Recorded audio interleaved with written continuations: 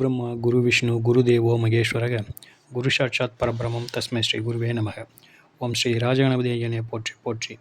ஓம் ஸ்ரீ லோபாமுத்திரை சமேத ஸ்ரீ அகத்தியர் ஐயா போற்றி போற்றி. குரு அருள் ஆஸ்ட்ரோ முத்து உங்களோடு.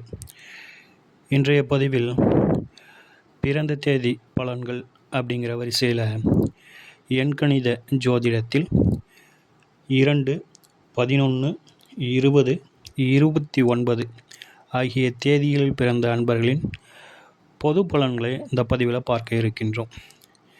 இந்த எண்களானது சந்திர பகவானின் ஆளுமையும் ஆதிக்கமும் நிறைந்த எண்களாக திகழ்கின்றது. அதாவது நீர், நிலம், காற்று, நெருப்பு, ஆகாயம், இப்படி இது ஒரு பஞ்சபூத தத்துவம்னு வச்சுங்களேன். இந்த பஞ்சபூத தத்துவமானது இந்த பூலோகத்தில் வாழ்கின்ற அனைவருக்கும் உரியது, அனைவருக்கும் பொதுவானது.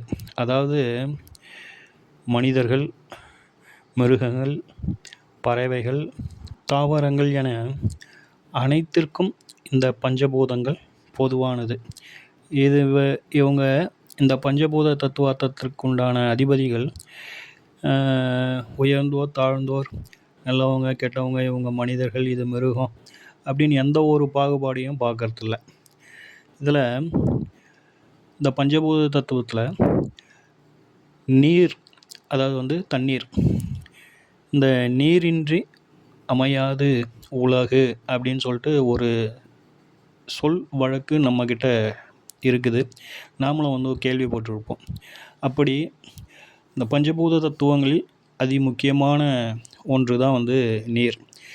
இந்த நீருக்கான காரக கிரகமாக சந்திர பகவான் விளங்குகின்றார். அந்த சந்திர பகவானின் ஆளுமையை பெற்றவர்கள்தான் இந்த தேதிகளில் பிறந்த அன்பர்கள். இப்போது இந்த விளக்கத்தை ஏன் சொன்னேன் அப்படின்னாக்கா, அப்படி ரொம்ப ஒரு முக்கியத்துவம் வாய்ந்த ஒரு அன்பர்களாக இவர்கள் இருக்கின்றார்கள். இவங்களை எல்லோருக்கும் பிடிக்கும். எல்லோரையும் இவங்க அனுசரித்து போகிறாங்க. எல்லோரையும் இவங்க சமமாக பார்க்குறாங்க. அப்படிங்கிறதுக்காக ஒரு சிறு விளக்கத்தை இங்கே பதிவு பண்ணியிருக்கேன். இப்போது வாங்க இந்த தேதிகளில் பிறந்த அன்பர்களின் பொது பலன்கள் எப்படி இருக்குது அப்படின்ட்டு எனது புரிதலை உங்களோடு பகிர்ந்து கொள்கின்றேன். அதாவது இந்த தேதிகளில் பிறந்தவர்கள் ரொம்ப ஒரு அன்பானவர்களாக இருக்கிறாங்க, அழகானவர்களாக இருக்கிறாங்க இவங்க. அதாவது அழகு அப்படின்னாக்கா, குறிப்பாக அந்த முகத்தில் ஒரு தேஜஸ், ஒரு பொலிவு அப்படின்னு சொல்லிட்டு சொல்லுவோம் இல்லைங்களா. மற்றவர்களை காட்டிலும் இவர்களிடத்தில் அது கூடுதலாக இருக்கின்றது. நீங்கள் உன்னிப்பாக வாட்ச் பண்ணி பாருங்கள். இந்த ஒரு வரி உங்களுக்கு நிச்சயமாக நீங்கள் வாட்ச் பண்ணும்போது நாமளே உணரலாம். அந்த அளவுக்கு ஒரு அழகு, வசீகரம், பொலிவு அப்படிங்கிறதுலாம் இவங்ககிட்ட கொஞ்சம் எக்ஸ்ட்ராவாக இருக்குது அப்படின்றது. ரொம்ப ரொம்ப அனுசரணையானவர்கள் அப்படிங்கிறது இவங்களுடைய ப்ளஸ் பாயிண்ட். ரொம்ப அனுசரணையானவர்கள், சகிப்புத்தன்மை உடையவர்கள். என்ன காரணம் அப்படின்னாக்கா, சந்திர பகவான் தாய்மையை சொல்லக்கூடிய ஒரு காரகிரகமாக இருக்கின்றார். அந்த தாய் இடத்துல தான் அனைத்து விஷயங்களையும் ஒரு சகிப்புத்தன்மையோடு ஒரு எது நடந்தாலும் சரி பரவாயில்ல அப்படின்னு அதை தனக்குள்ளே வச்சுக்கிட்டு அதை மற்றவர்களிடத்தில் வெளிக்காட்டாமல் தனது இயல்பை மட்டுமே வெளிக்காட்டி கொண்டு இருக்கக்கூடிய ஒரு பர்சன் யார் அப்படின்னு பார்த்தோம் அப்படின்னாக்கா அது தாயார் மட்டும்தான். ஸோ அதனாலேயே இவர்கள், இந்த தேதிகளில் பிறந்த அன்பர்கள், சகிப்புத்தன்மை உடையவர்களாக இருக்கின்றார்கள். இவங்களை பொறுத்தவரையிலும் உடல் பலத்தை விட இவங்கக்கிட்ட மனோபலம் அதிகமாக இருக்கின்றது. மனோபலம் அப்படிங்கிறது எந்த ஒரு சூழலிலும், எந்த ஒரு நிலையிலும் ஒரு விஷயத்திலிருந்து பின்வாங்கிறதில்லை. தைரியமாக முன்னின்று செயல்களை செய்து வெற்றிகளை பெரும் அன்பர்களாக இவர்கள் இருக்கின்றார்கள் அப்படிங்கிறதுக்காக தான் இந்த வரியை வந்து கொஞ்சம் ஒரு அழுத்தம் கொடுத்து சொல்ல வேண்டியுள்ளது. இப்போது இதெல்லாம் வந்து ரொம்ப ஒரு சூப்பரான அமைப்புங்க. மற்றவர்களிடத்துல இருக்கும் அப்படின்னாலும் இவங்கக்கிட்ட வந்து இப்போ சொன்ன விஷயங்கள் எல்லாமே கூடுதல் அப்படிங்கிறத வந்து புரிஞ்சுக்கோங்க. சரிங்களா? ஓரிடத்தில் நில்லாதவர்கள் அப்படின்னாக்கா, ஒன்று இவங்க வந்து அந்த பயணம் சார்ந்த துறைகளில் அதிகமாக இருப்பாங்க.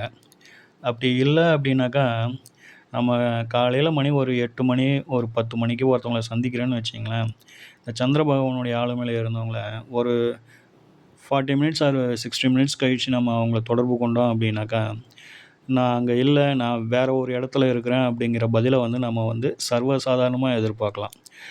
அப்படியான ஒரு நிலைப்பாடை கொண்டவர்கள் தான் இந்த அன்பர்கள். இவங்கள பொறுத்தவரையிலும் அந்த சூடுன்னு சொல்கிறோம் இல்லைங்களா, அது வந்து இவங்களுக்கு வந்து கொஞ்சம் அதிகமாக வந்து இவங்க வந்து ஏற்றுக்கிறதில்ல. உதாரணத்துக்கு சொல்லணும் அப்படின்னாக்கா, ஒரு சிலர்லாம் பார்த்தோம்னா, ஆவி பறக்க கொதிக்க கொதிக்க காஃபியை கொடுத்தோம் அப்படின்னாக்கா 2 நிமிஷத்தில் சாப்பிட்டு முடிச்சுருவாங்க, குடிச்சு முடிச்சுருவாங்க.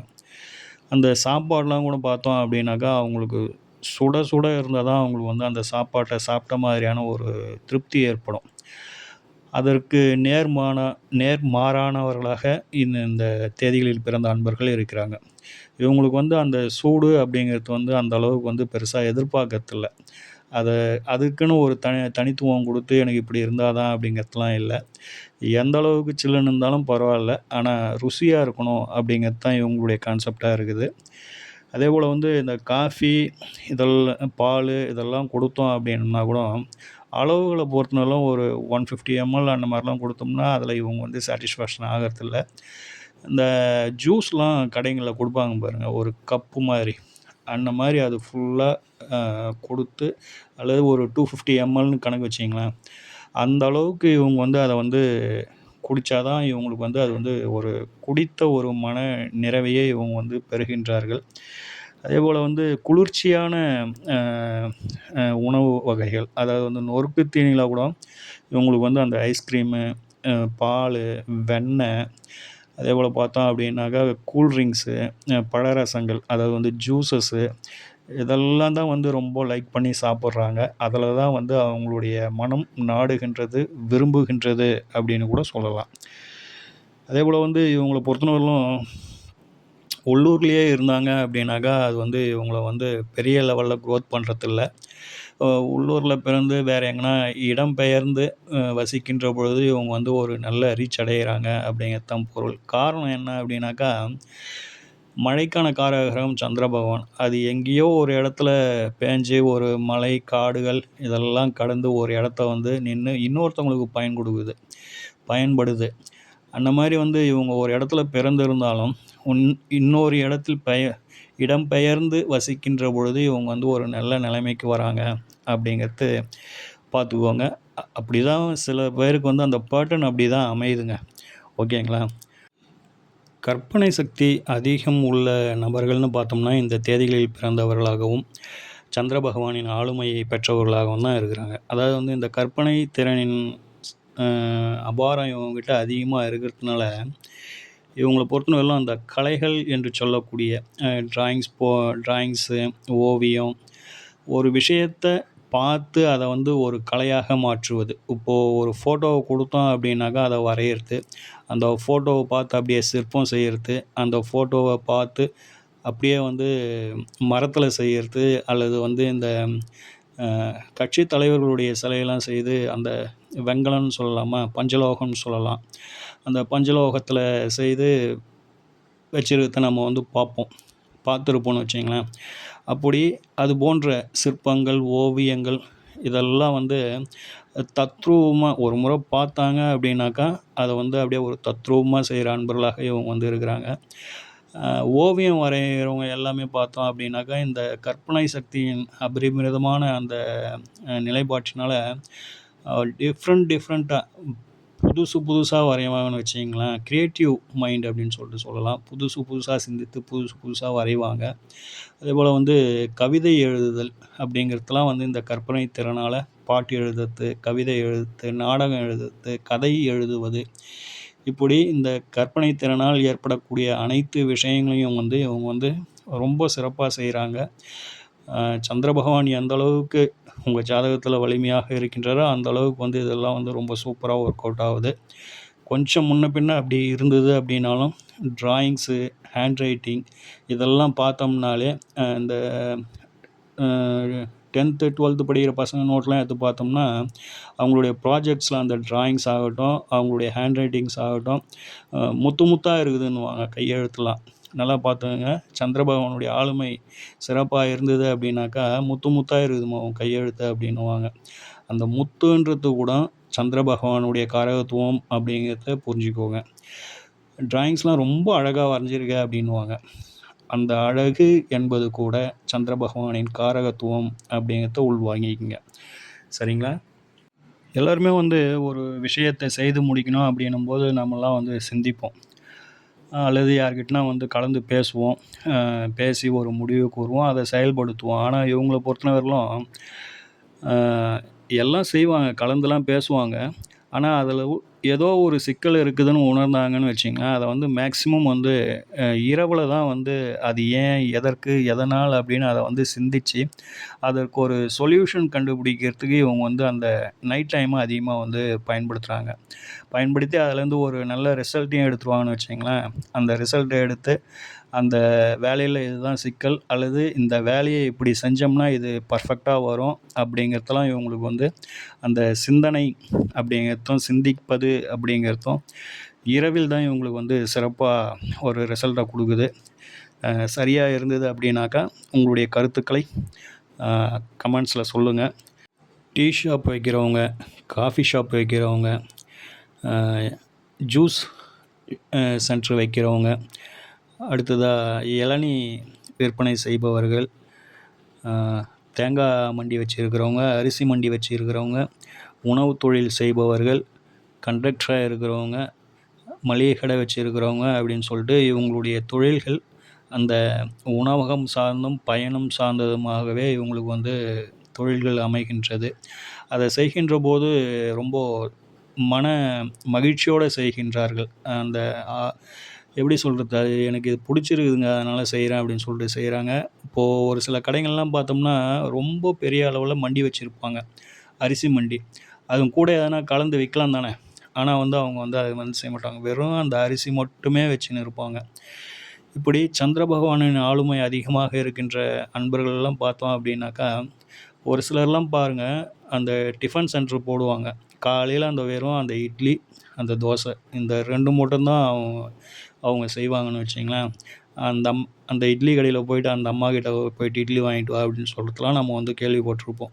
அதேபோல வந்து ஒரு சிலர்லாம் இவங்களுக்கு ஈவினிங் டைம் பிஸ்னஸ் நைட்ல இது உணவகம் தள்ளுவண்டியில வச்சுன்னு விக்கிறதாகட்டும், அல்லது அ ஒரு வண்டியில எடுத்து வச்சு ரோடு ஓரத்தங்கள்ல வச்சு விக்கிறதாகட்டும், இரவு நேரங்கள்ல உணவகம் நடத்தும் அமைப்பு, அதுலயும் பார்த்தோம்னா மேக்ஸிமம் வந்து இந்த இட்லி, தோசை இந்த மாரி அரிசி சார்ந்த உணவு வகைகள். அரிசி வந்து அதில வந்து கொஞ்சம் முதன்மையாக, அதிகமாக சேர்க்கப்பட்டிருக்கும் உணவுகளாக தான் இவங்க வந்து தயாரித்து விற்பனை செய்றாங்க அப்படிங்கிறத, அது ஒரு ஒரு பாயிண்ட்டையும் நம்ம வந்து அப்படியே கூர்ந்து பார்க்கின்ற பொழுது, அதெல்லாம் வந்து ஒரு பிரமிப்பா இருக்குதுன்னு வச்சுக்கங்களேன், இந்த அன்பர்கள பார்க்கின்ற பொழுது. ஆசிரியர், செவிலியர், அஸ்ட்ராலஜர் இந்த துறைகள்லயும் இவங்க வந்து சிறப்பா செயல்பட்டு, தனித்துவமா செயல்படுகின்றார்கள் நண்பர்களே. இவங்களுக்கு வந்து இது அ இந்த மேற்சொன்ன இந்த 3 விஷயங்களும் ரொம்ப சூப்பரா ஒர்க் அவுட் ஆகுதுன்னு வச்சுக்கங்களேன். உடல் உபாதைகள் அப்படின்னு எடுத்துக்கிட்டோம் அப்படின்னாக்கா, நீர் சார்ந்த தொந்தரவுகள் தான். நீர் சார்ந்த தொந்தரவுகள் அப்படிங்கிற பொழுது, இந்த சீதபேதி ஏற்படுவது, ஜலதோஷம், சளி, அதுலயும் வந்து குறிப்பா மார்பு சளி, வீசிங்கு, ட்ராவல் பண்ணும்போது ஒரு சிலருக்கு வந்து அலர்ஜி மாதிரி ஏற்படுறது, அந்த சுவாச மூக்குல பட்டதுனாலே, காத்து பட்டதுனாலே ஒரு சிலருக்குலாம் வந்து ஒத்துக்கிறதில்ல. தொடர்ந்து தும்மலா வந்துகிட்டு இருக்கும்னு வச்சுக்கங்களேன். தொடர்ந்து மூக்குலேருந்து தண்ணியா ஊத்திக்கிட்டு இருக்கும். இது மாதிரி நீர் சார்ந்த தொந்தரவுகள் தான் இவங்களுக்கு வந்து ஒரு பெரிய மைனஸா இருக்குது. சந்திரபகவானுடைய ஆளுமையில பிறந்திருந்தாங்க அப்படின்னாக்கா, சில காலமாவது இத வந்து டச் பண்ணிட்டு தான் வெளியில வருவாங்க. அப்படிங்கிற மாரியான ஒரு சூழல் உண்டு. ஸ்போர்ட்ஸ் ஆக்டிவிட்டீஸ் அப்படின்னு எடுத்துக்கிட்டோம்னா விளையாட்டுத் துறையில் ஓட்டப்பந்தயம், அடுத்ததாக வந்து கிரிக்கெட்டு. இந்த 2யும் வந்து இவங்க வந்து தேர்ந்தெடுக்கலாம். அதில் வந்து இவங்களால வந்து பிரகாசிக்க முடியும். என்ன ரீசன் அப்படின்னு கேட்டோம்னா, ரத்த ஓட்டத்துக்கு காரகர் அப்படின்னாக்கா சந்திர பகவான் தான். இப்போது இந்த ஸ்போர்ட்ஸ்லேயே நாம் என்ன சொல்லியிருக்கோம் அப்படின்னாக்கா, ஓட்டப்பந்தயமும் கிரிக்கெட்டும் தான் சொல்லியிருக்கோம். கிரிக்கெட்டில் கூட பாருங்கள், ஓடி ஓடி ரன் எடுக்கணும். அடுத்தா வந்து ஓடி வேகமாக ஓடி போயிட்டு கேட்ச் பிடிக்கணும். அப்படிங்கிற அமைப்புகள்லாம் கிரிக்கெட் விளையாட்டுலேயும் உண்டு. ஸோ அதன் அடிப்படையில் இந்த தேதிகளில் பிறந்த அன்பர்கள் ஒரு ஸ்போர்ட்ஸை தேர்ந்தெடுக்கிறோம் அப்படின்னாக்கா, இந்த மாதிரியான ஸ்போர்ட்ஸ் நீங்கள் தேர்ந்தெடுத்தீங்க அப்படின்னாக்கா, இதில் வந்து நல்ல பிரகாசமான வாழ்க்கை, ஒரு எதிர்காலம் இருக்குது அப்படின்னு சொல்லிட்டு சொல்லலாம். இந்த தேதிகளில் பிறந்த அன்பர்களுடைய மைனஸ்னு பார்த்தோம் அப்படின்னாக்கா, ஒரு நிலையான வாழ்க்கையை வந்து இவங்க வந்து அனுபவிக்கிறதில்ல. அதாவது வந்து சந்திர பகவானை பார்த்தோம்னா, எப்படி வந்து வளர்ந்து, தேய்ந்து என்ற 2 நிலைகளில் இருக்கின்றாரோ, அதேபோல் வந்து இவங்களுடைய லைஃப்லேயும் வந்து அப்ஸ் அண்ட் டவுன் கண்டிப்பாக வந்து இருக்குது. அதிலிருந்து இவர்களால் வந்து நிச்சயமாக வந்து வெளியேற முடியாது.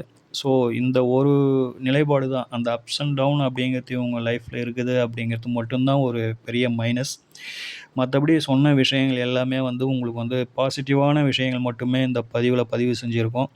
நெகட்டிவ்ஸை பொறுத்தவரையிலும் இந்த பதிவில் வந்து பேசவே இல்லை. இப்போது கொடுக்கப்பட்டு இருக்கின்ற இந்த பலன்களை கேட்டுட்டு, என்னம்மா இதில் எதுவுமே எனக்கு வரலையே அப்படின்னு நீங்கள் சிந்திச்சிங்க அப்படின்னாக்கா, அதற்கான காரணமாக உங்களுடைய ஜாதகத்தில் சந்திர பகவான் வந்து அவருக்கு பகை கிரகங்களான ராகு பகவானோட மிக நெருங்கிய நிலையில் இருக்கலாம், கேது பகவானோட மிக நெருங்கிய தொடர்பில் இருக்கலாம், அல்லது சனீஸ்வர பகவானோட சேர்ந்து இருக்கலாம். இது போன்று சந்திர பகவானை பொறுத்தவரையிலும் 6 பகை கிரகங்களோடு சேர்ந்து இருப்பது, 6, 8, 12 போன்ற ஸ்தானங்களில், மறைவு ஸ்தானங்களில் இருந்து பலம் இழப்பது, அவர் வந்து சுத்தமாக வந்து அமாவாசை திதியாக இருந்தாலும் கூட அது போன்ற நிலைகளில் இருந்து சுபகிரகங்களின் பார்வை இல்லாமல் இருக்கின்ற பொழுது இந்த பலன்கள் எல்லாமே வந்து அப்படியே வருவதற்கான சாத்தியக்கூறுகள் இல்லை அப்படிங்கிறத வந்து புரிஞ்சுக்கிங்க. ஆக இது எல்லாமே வந்து நல்லா சூப்பராக இருக்குதுங்க, எனக்கு எல்லாமே பொருந்தி வருதுன்னாலும் உங்கள் ஜாதகத்தை எடுத்து உங்கள் பர்த் சார்ட்டில் சந்திர பகவானுடைய நிலையை கூர்ந்து கவனித்து பாருங்கள். நிச்சயமாக வந்து அவர் சுப ஆதிபத்தியம் பெற்ற கிரகங்களோடும் சுப ஆதிபத்தியம் என்று சொல்லக்கூடிய வீடுகளிலேயும் சுப கிரகங்களின் தொடர்புகளிலையும் இருப்பார் அப்படிங்கிறத நீங்கள் வாட்ச் பண்ணிட்டு மனசில் நிறுத்திக்கிங்க. சரிங்களா? அப்படி பார்த்துட்டு உங்களுடைய ஒப்பீனியனை வந்து நிச்சயமாக வந்து சொல்லுங்கள். அதாவது வந்து கருத்துக்களை பதிவேற்றம் செய்யுங்கள், கமெண்ட்ஸ் பண்ணுங்கள். ஓம் ஸ்ரீ ராஜகணபதி ஐயனின் அருளோடும், ஓம் ஸ்ரீ லோபாமுத்திரை சமேத ஸ்ரீ அகத்தியர் ஐயா அவர்களின் ஆசியோடும் அனைவருக்கும் வாழ்வில் நலமும் வளமும் கிடைக்கப் பெற்று ஆனந்தமும் மகிழ்ச்சியும் என்றென்றும் நிலைத்திருக்கட்டும். வாழ்க வளமுடன், வாழ்க பல்லாண்டு. மீண்டும் அடுத்த பதிவில் சந்திப்போம். நன்றிகள், வணக்கம்.